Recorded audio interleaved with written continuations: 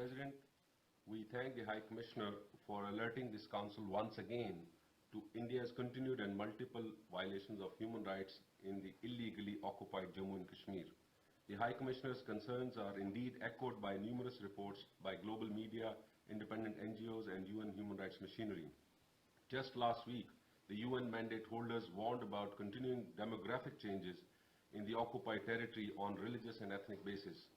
These illegal actions are aimed at transforming the Kashmiri majority into a minority in continued defiance and violation of international law. Earlier this week, another group of UN experts termed attacks by Indian forces against Kashmiri human rights defenders and journalists as, quote, pattern of silencing independent reporting through the threat of criminal sanction, unquote. Last year, the UN experts had characterized the grim human rights situation in the occupied territory, quote, in a free fall, and called on the international community to step up. Over 1,000 Kashmiri civilians are illegally imprisoned since August 2019.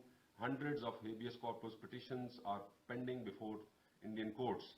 Armed with draconian laws and facilitated by a pliant judiciary acting as veritable arm of occupation and oppression, Indian forces continue to act with absolute impunity. Since 2016, the occupied territory has no civilian government. Even the thin veneer of autonomy and rule of law now stand effaced. Such gross, systematic and continuing violations meet all the elements of objective criteria for a human rights situation, warranting this Council's attention and triggering its prevention mandate. Countries endorsing objective criteria and advocating prevention mandate cannot remain silent on Kashmir, because doing so will further embolden India to intensify its state-directed repression against Kashmiri civilians. Continued silence will also discredit the lofty human rights principles that countries claim to uphold. Failure to hold India accountable for human rights abuses in the occupied territory will erode the credibility of this Council, its members, and the global human rights agenda.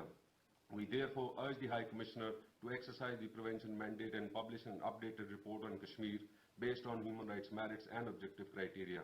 We also urge this Council to implement recommendations made to it in the High Commissioner's 2 reports. I thank you.